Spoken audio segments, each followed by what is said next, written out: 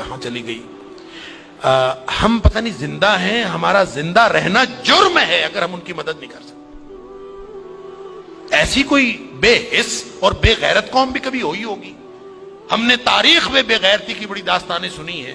اللہ تعالیٰ قرآن میں فرماتا ہے وَمَا لَكُمْ لَا تُقَاتِلُونَ فِي سَبِيلِ اللَّهِ, اب تمہیں کیا موت پڑ گئی ہے, اب کیوں نہیں لڑتے تم اللہ کے راستے میں. وَالْمُسْتَضْعَفِينَ مِنَ الرِّجَالِ وَالنِّسَاءِ والولدان الذين يقولون ربنا اخرجنا من هذه القرية الظالم اهلها. پوری دنیا پر ظلم کی داستانیں ساری دنیا دیکھ رہی ہے. مسجد اقصی کو آگ لگا دی گئی ہے, ہماری بچیوں کو, بہنوں کو, بیٹیوں کو وہ اپنے گھٹنے کے نیچے لے کے بیٹھے ہوئے ہیں. تصویریں سوشل میڈیا پر شیئر ہو رہی ہیں, بچے چھوٹے چھوٹے قتل کیے جا رہے ہیں, کسی کو غیرت نہیں آ رہی. مجھے تو یوں لگتا ہے یہ ہماری نمازیں, ہمارے سجدے کیسے قبول ہوں گے؟ ہم جو مجرم ہیں جو آرام سے بیٹھے رہیں. کیا کریں, بے بسی کی انتہا ہے. میرا دل یہ کر رہا تھا کہ میں پاکستان کے جو حکمران ہیں, اگر 58 اسلامی ملکوں کے حکمرانوں کو تو ہم کچھ نہیں کہہ سکتے, اپنے ملک کو حکمرانوں کو تو کچھ کہہ سکتے ہیں کہ حکمرانوں اور فوج کی سپہ سالاروں, اگر تم ان کی مدد کر سکتے ہو تو کرو, ذمہ داری تو تمہاری ہے. نہیں کر سکتے نا تو ہمیں ایک جہاز میں بھر کے وہاں بھیج دو, کم از کم ہم عزت کی موت مری جائیں, ہم جا کے ہم وہاں پہ ان کے ساتھ شہید ہو جائیں. اللہ کو قیامت کے دن ہم اور نبی کریم صلی اللہ علیہ وسلم کو چہرہ دکھانے کے تو قابل ہوں کہ اللہ ہمیں غیرت تھی, ہمارے اندر کو ملی اور دینی غیرت تھی.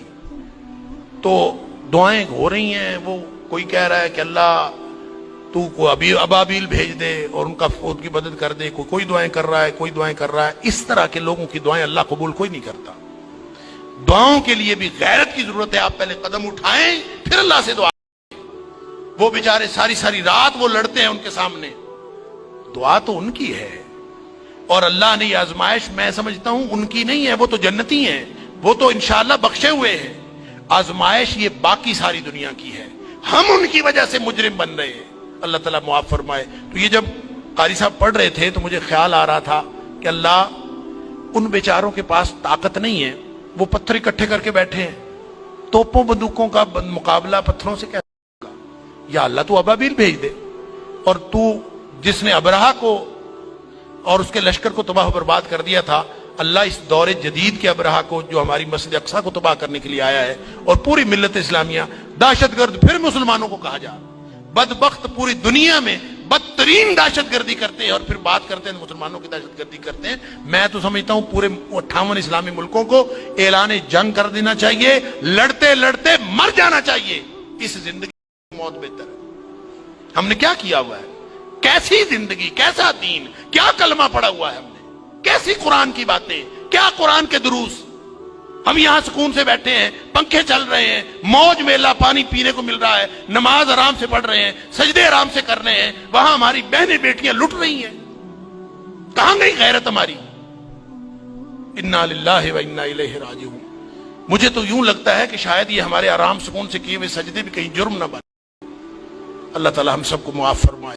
پاکستان جی یار کیوں یہاں گل کرنی, ٹنگا کمنیاں جی, پولیس والے نہ آ جان جی, سپیکر نہ بند کر دو جی.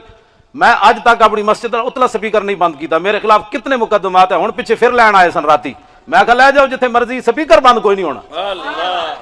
سکھاں دا ملک ہے, ایتھے کوئی یہودی رہندے, ایتھے کوئی عیسائی رہندے. پاکستان کا مطلب کیا؟ لا الہ الا اللہ محمد رسول اللہ. کمال. میں کیوں بند کریے سی نہیں کرتے. میں تسی اپنی ڈیوٹی کرو, ساڑی اپنی ڈیوٹی. تھانے دار میرے جمعہ تو بعد کمرے چ آ گیا. تھانے دار کہنے لگا مولانا آپ دیکھ رہے ہیں آپ کی صحت بھی ایسی ہے, ہم مجبور ہو رہے ہیں. میں کہا جناب ہے جو تانوں انگریزاں پھل لائن ایتھے انہیں لائے ہوئے سن پھل. میں کہا تینوں انگریزاں لائن تے میں بھی ایک سر تے پھل بدی پھر ایویں میں انہوں کیا خدا دی قسم. اس تو بعد میرے پاس ہر جمعہ میرے پیچھے پڑھتا سی, کہنا مینوں گل سمجھ آ گئی. میں کہا تو اپنے پھل دا مجبور ہے, میں بھی کسے پھل دا مجبور ہوں.